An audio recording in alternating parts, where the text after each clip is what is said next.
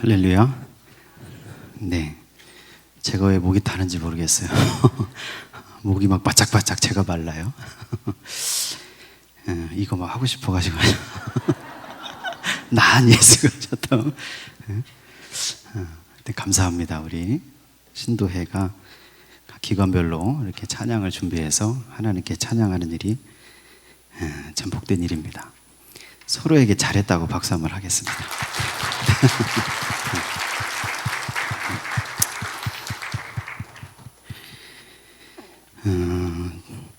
아주 오래 전에 이제 이런 얘기가 인터넷에 많이 돌아왔습니다.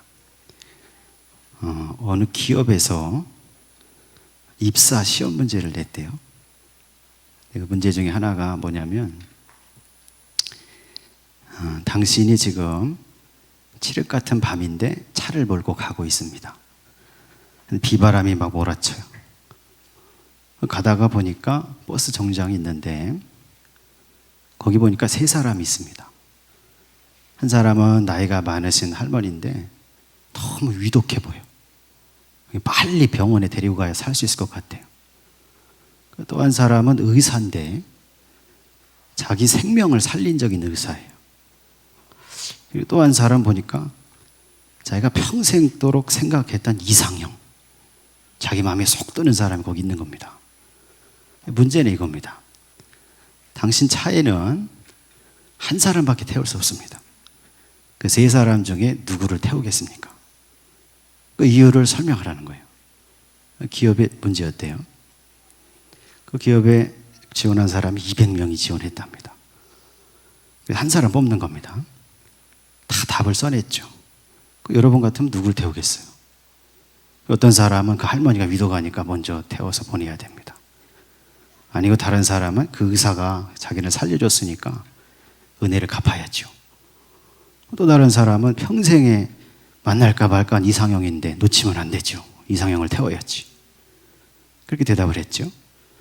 그런데 200명을 다 물리치고 선택된 한 사람의 답변이 있습니다.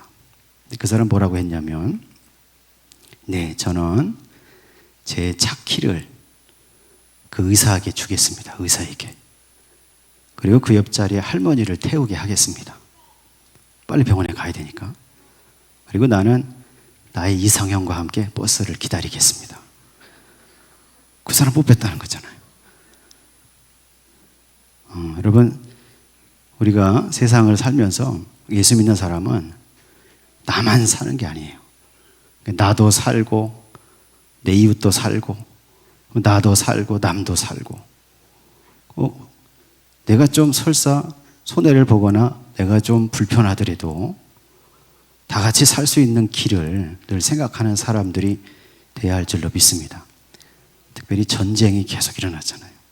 그걸 바라보면서 우리의 삶 속에서 예수 믿는 사람으로서 평화를 늘 생각하고 모두를 살릴 수 있는 길을 늘 기도하고 생각하는 저와 여러분 되시기를 간절히 소망합니다.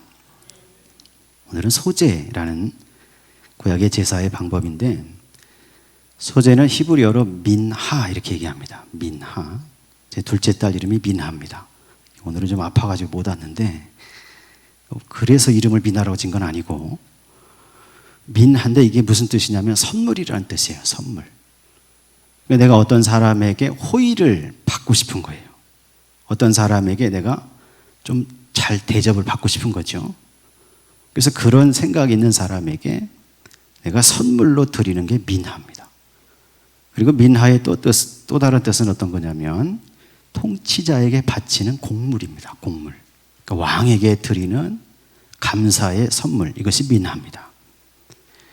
그래서 오늘 이제 소제의 말씀인데, 오늘 저와 여러분이 하나님께 예배하면서 추수감사로 예배 드릴 때 우리가 드리는 예배가 하나님의 은혜를 구하는 감사의 선물이 되시기를 원합니다.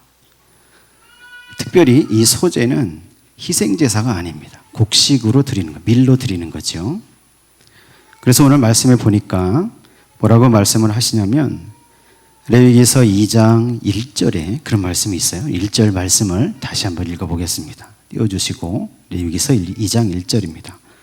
누구든지 소재 예물을 여호와께 드리려거든 고운 가루로 예물을 삼아 그 위에 기름을 붓고 또 그 위에 유향을 놓아. 아멘. 말씀해 보니까 맨 처음에 소재 예물을 드리려면 고운 가루로 예물을 삼아라, 그렇게 얘기합니다. 그러니까 예배를 통해서 우리가 이 말씀을 잘 생각해 볼 수 있기를 원하는데, 고운 가루로 드리라는 거예요. 한번 생각을 해보면 이스라엘 백성들이 곡식 제사를 드릴 때 아마 그것은 밀이었을 겁니다. 나중에 밀을 경작해서 그걸 가지고 소재로 드렸겠죠.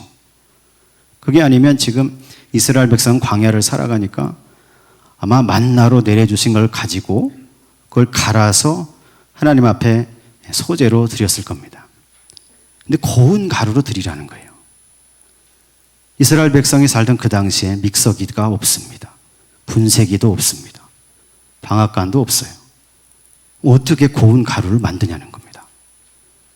밀이 있으면, 만나가 내렸으면 그걸 걷어서 돌에다가 가는 거예요. 돌에다가. 참 넓적한 돌에다가 다 그걸 갈아요.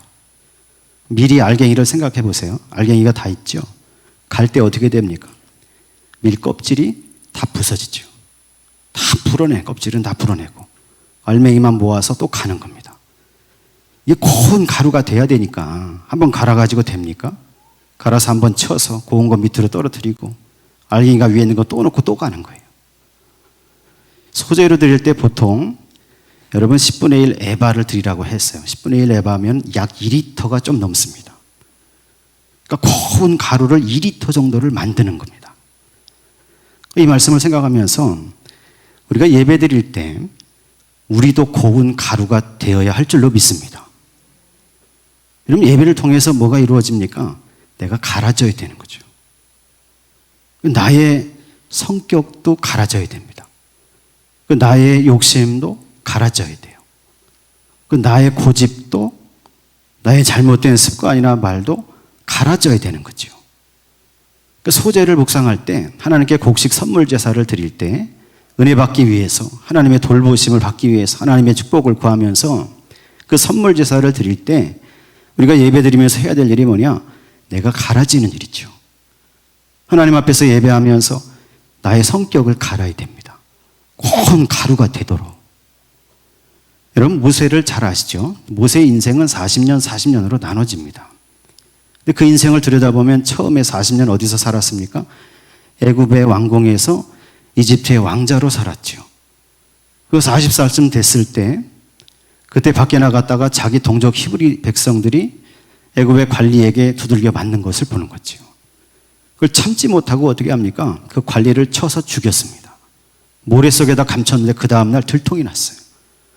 그래서 모세가 광궁에서 도망치게 된 겁니다.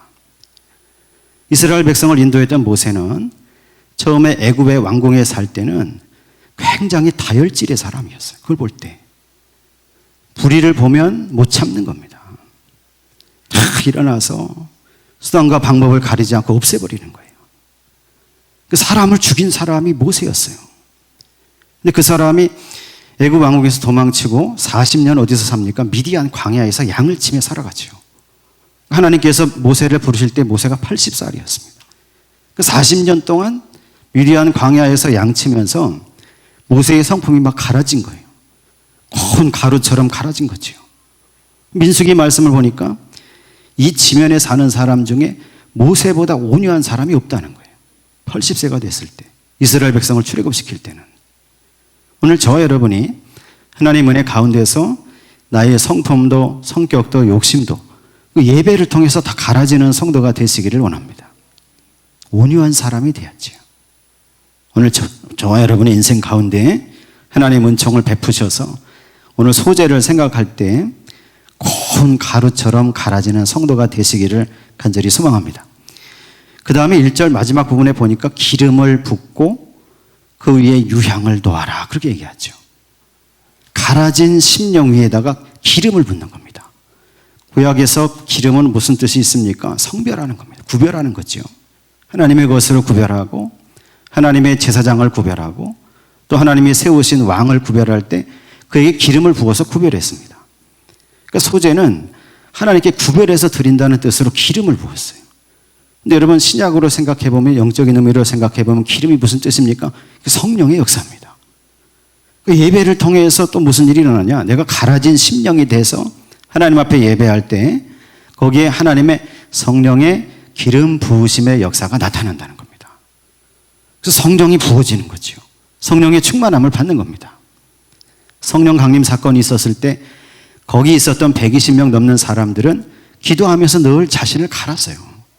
예수께서 말씀하신 대로 하나님의 영, 다른 보혜사, 또 다른 보혜사가 오시는데 그 오실 날을 생각하면서 기도하면서 고운 가루처럼 다 갈아진 심령이 됐을 때 그때 하나님의 성령의 기름 부으심의 역사가 있었고, 그래서 그 사람들이 성령의 충만함을 받았고 그 이후의 삶 속에서는 두려움이 없이 예수 그리스도를 증거하고 증언하는 인생을 살아갈 수가 있었다는 말씀이죠.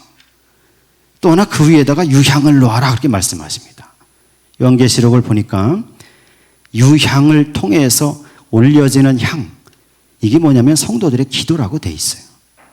요한계시록 5장 8절에 나옵니다. 어린 양이신 예수 그리스도께서 보좌에 앉으신 하나님의 오른손에서 7인으로 봉해졌던 두루마리를 취하시는 그런 의식이 거행되는데, 그때 그것을 취하실 때 하나님 보좌 앞에 있었던 24장로 네 생물이 엎드려서 경배하는 거죠. 보니까 그들의 각각의 손에 금 대접이 있었어요. 그 속에 뭐가 있었냐면 향들이 가득했다고 되어 있습니다. 그 향은 뭐냐면 성도들의 기도라는 거예요. 그러니까 오늘 저와 여러분이 예배드리면서 하나님 앞에 내 기도가 흠향되는, 하나님께서 맡으시기에 향기로운 그런 기도로 하나님 앞에 나아가는 성도가 되시기를 간절히 소망합니다. 소재를 통해 생각할 때 첫 번째, 나의 마음과 심령과 성품과 생각과 인생이 갈아져서 고운 가루 같은 성도가 된다. 그리고 기도할 때 그 위에 하나님의 성령의 기름 부으심의 역사가 나타나고, 그래서 그 위에서 내가 기도하는 것이 하나님이 흠향하시기에 좋은 그 향기로 올려지는 그런 은혜의 역사가 임하게 된다. 오늘 저와 여러분이 예배를 통해서 그런 역사를 이루고 살아가는 성도가 되시기를 간절히 소망합니다. 소재에 관한 말씀을 쭉 제가 읽어보니까 뒤에 가니까 이런 말씀이 있어요. 여러분 11절에서 16절까지의 말씀인데 한번 말씀을 올려주시고 11절에서 16절 말씀을 같이 한번 읽어보겠습니다. 11절에서 16절입니다. 너희가 여호와께 드리는 모든 소재물에는 누룩을 넣지 말지니 너희가 누룩이나 꿀을 여호와께 화제로 드려 사르지 못할지니라. 처음 익은 것으로는 그것을 여호와께 드릴지나 향기로운 냄새를 위하여는 제단에 올리지 말지며 네 모든 소재물에 소금을 치라. 네 하나님의 언약의 소금을 네 소재에 빼지 못할지니 네 모든 예물에 소금을 드릴지니라. 너는 천 이삭의 소재를 여호와께 드리려거든 천 이삭을 볶아 찌은 것으로 네 소재를 삶되 그 위에 기름을 붓고 그 위에 유향을 더할지니 이는 소재니라. 제사장은 찌은 곡식과 기름을 모든 유향과 함께 기념물로 불사를 찌니 이는 여호와께 드리는 화제니라. 아멘. 소재의 말씀을 쭉 읽다 보니까 주의사항을 말씀하시죠. 주의사항. 주의사항이 뭐냐면 누룩을 넣지 말아라. 누룩과 꿀을 함께 불살라 올리지 말아라. 누룩이 뭐고 꿀이 뭐냐? 여러분 그것을 묵상하다 보니까 누룩은 어떻게 하는 겁니까? 그 고운 밀가루를 부풀게 만드는데 사실은 변질시키는 겁니다. 예수님께서 말씀하실 때 바리새인과 헤롯의 누룩을 주의하라 말씀하셨는데 그게 무슨 뜻이냐면 너희 신앙이 순수하고 신실하고 하나님 앞에서 정직해야 되는데 누룩이 들어가서 그 신앙이 변질됐다는 거예요. 소재의 말씀을 보니까 누룩을 넣지 말라는 거예요. 고운 가루, 순수한 가루, 하얀 가루, 그 가루 모습 그대로 하나님 앞에 올려드리라는 거죠. 그러니까 저와 여러분이 예배드리면서 주의해야 될 게 있습니다. 그게 뭡니까? 변질된 신앙이 되면 안 된다는 거예요. 변질된 신앙은 어떤 겁니까? 가식적인 경건이에요. 형식적인 신앙입니다. 오늘 얼마나 좋습니까? 하나님 앞에 막 찬양하고 나와서 막 손을 흔들고 우리 막 율동하면서 순수한 모습을 하나님을 찬양하는 모습이 얼마나 좋냐 이거예요. 소재의 모습 속에는, 소재의 제사 속에는 누룩이 들어가면 안 된다. 바리새인처럼 너희가 다른 사람들에게 보이기 위해서 가식적인 모습으로 경건할 필요가 없다는 거예요. 바리새인처럼 형식적으로 예배할 필요가 없다는 겁니다. 오늘 저와 여러분이 이 예배를 생각할 때 누룩이나 꿀을 넣지 않는, 꿀은 어떤 겁니까? 달콤한 거죠. 세상의 욕심과 물질과 세상의 달콤한 것들, 그것에 빠져 있지 말라는 겁니다.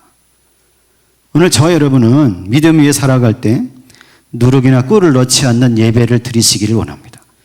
진실한 모습으로 순수한 마음으로 하나님 앞에 나와서 예배 드리시고 세상의 달콤함에 젖어 있는 것이 아니라 그것을 단호하게 내려놓고 하나님을 생각하면서 하나님의 말씀을 따라 살아가는 그런 성도 되시기를 간절히 소망합니다. 그리고 또 하나 보니까 마지막에 소금을 치라는 거예요. 소금. 소금이 뭡니까? 변치 않게 하고 썩지 않게 하고 영원히 불변하는 겁니다. 하나님의 언약이, 하나님의 말씀, 하나님의 약속이 영원히 변하지 않는 것이니 너희가 예배할 때 그 하나님의 언약의 말씀을 기억하면서 너희도 그 약속의 말씀을 따라 살겠다고, 변치 않고 살겠다고 다짐하라는 거죠. 그러니까 예배의 마지막은 어디서 나타납니까? 다짐하는 데 있는 거죠. 내가 인생을 살아가면서 하나님 말씀대로 변하지 않고 살겠습니다. 소금처럼 변치 않는 그런 신실한 믿음을 가지고 살겠습니다. 저와 여러분이 그것을 고백하면서 우리 인생을 살아가게 되시기를 간절히 소망합니다. 마지막으로 소재의 말씀을 자세히 들여다보니까 마지막 말씀 중에서 이런 말씀을 하죠. 12절에는 처음 익은 것으로는 향기로운 냄새 위에서 올려드리지 말라, 그렇게 말씀하시고 14절에 보니까 너는 첫 이삭의 소재를 여호와께 드리려거든, 이렇게 되어 있어요. 처음 익은 열매, 첫 이삭을 구별합니다. 이게 무슨 얘기냐면 이스라엘 백성들이 추수할 때 여러분 첫 열매는 다 하나님 거라고 말씀하셨어요. 추수할 때 처음 낫을 대서 거두어드리는 모든 것들은 다 하나님의 것으로 드려야 된다는 겁니다. 근데 소재를 생각해 보니까 소재는 사실은 다 드리는 게 아니고 예물을 준비했으면 그 중에서 한 움큼을 집어다가 불태워서 올려드리는 게 소재예요. 그러니까 첫 열매는 다 하나님의 것이니까 소재로 드리는 게 아니라는 거예요. 그러나 첫 이삭의 소재는 가능하다는 겁니다. 이게 무슨 뜻이냐면 잘 생각해 보세요. 곡식이 막 익어갑니다. 낫을 대서 첫 추수를 해야 되는 거예요. 근데 이 사람은 첫 추수가 끝날 때까지 기다릴 수 없어요. 왜? 하나님이 함께 해주신 것이 너무 감사하니까. 하나님 은혜 베풀어 주신 것이 너무 감사하니까 그때까지 기다릴 시간이 없어요. 그래서 처음 눈에 보이는 익은 이삭들을 딴 겁니다. 이걸 따다가 한 주먹을 가지고 와서 하나님 앞에 소재로 올려드리는 사람이 되라는 겁니다. 이게 뭡니까? 감사로 충만한 사람이 되라는 거예요. 오늘 저와 여러분이 그렇게 감사할 수 있기를 원합니다. 어렸을 때 많이 읽었던 아라비안 나이트, 거기 나오는 알리바바와 40인의 도둑 이야기 아시죠? 알리바바가 도둑들이 숨겨놓은 보물창고를 발견하죠. 동굴을 발견하죠. 근데 그 동굴의 문을 여는 그 암호가 뭡니까? 열려라 참깨. 영어로 해볼까요? 안 되나요? 오픈 시서미. 열려라 참깨 하니까 문이 열렸어요. 동굴 문이 열렸어요. 여러분 신앙생활에도 그 키워드가 있습니다. 그게 뭐냐면 감사합니다. 잘 생각하시기 원합니다. 하나님 앞에 이 사람처럼 다 익을 때까지 기다릴 수 없어요. 하나님께 감사하는 마음으로 처음 보이는 이삭들을 주워다가 그걸 따다가 하나님 앞에 감사의 소재로 올려드리는 마음. 여러분 그 감사의 마음을 가질 때 그걸 통해서 하나님의 축복의 은혜의 창고가 열린다는 거예요. 감사하는 사람이 하나님의 축복을 받습니다. 감사하는 사람에게 하나님이 동행하시는 거예요. 오늘 저와 여러분이 예배드리면서 그 감사에 성공하는 성도가 되시기를 간절히 소망합니다. 누가복음 17장을 보니까 예수님께서 예루살렘으로 가시기 위해서 사마리아와 그리고 갈릴리 그 경계 지역을 지나시다가 한 마을로 들어가셨어요.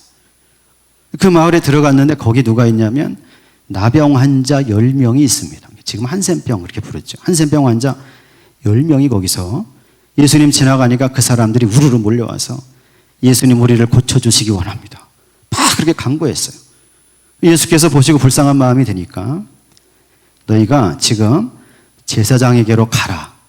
가서 너희가 깨끗하게 될 거니까 깨끗하게 된 것을 보이고 너희가 그 선언을 들어라 하면서 10사람을 제사장에게 보내는 겁니다. 이 사람들이 그 말을 믿고 10사람이 길을 떠났죠. 제사장에게로 가는 겁니다. 가던 도중에 그 사람들이 깨끗하게 됐어요. 자기 몸에서 한센병이 없어진 겁니다. 10사람이 얼마나 기뻤겠어요. 근데 말씀을 읽어보니까 10명 중에 1명만 돌아옵니다. 한 사람만 돌아와서 예수님 앞에 다 엎드리면서 예수님 말씀대로 순종해서 가다 보니까 정말로 낫다는 거예요. 정말로 감사하고 감사합니다 하면서 예수님 붙잡고 감사하다는 거죠. 그때 예수님께서 그 사람에게 하신 말씀이죠. 뭐라고 말씀하시냐면 10사람이 다 깨끗함을 받지 않았느냐? 그 9은 어디 있느냐? 이 이방인 외에는 하나님께 영광을 돌리러 돌아온 자가 없느냐? 하시고 그에게 이르시되 일어나 가라 내 믿음이 너를 구원하였느니라. 아멘. 감사하러 돌아온 사람 그 사람에게만 너의 믿음이 너를 구원했다고 예수께서 인정하셨어요. 오늘 저와 여러분이 하나님께 감사하는 성도 되시기를 원합니다. 추수감사 예배 드리면서 우리가 찬양으로 감사했죠. 우리의 인생으로 삶으로도 감사하며 사시기를 원합니다. 나를 도와주시는 하나님, 함께 하시는 하나님, 지금까지 인도하신 하나님, 그 하나님을 기억하면서 하나님 앞에 마지막 그 한 사람처럼 10사람 중에 한 사람처럼 돌아와서 감사하다고 고백하면서 하나님을 찬송하는 사람이 될 때 주님께서 저와 여러분을 향해서 내 믿음이 너를 구원했다. 하나님의 은혜가 너와 함께 할 것이다. 저와 여러분이 그 말씀과 은혜와 은총의 역사를 받아들이며 살아가는 성도가 되시기를 간절히 소망합니다. 오늘도 예배하는 저와 여러분 인생 가운데 주께서 동행하시고 함께 하시고 주님의 은총의 역사가 충만한 성도와 교회와 가정과 인생이 다 되시기를 예수 그리스도의 이름으로 간절히 축원합니다.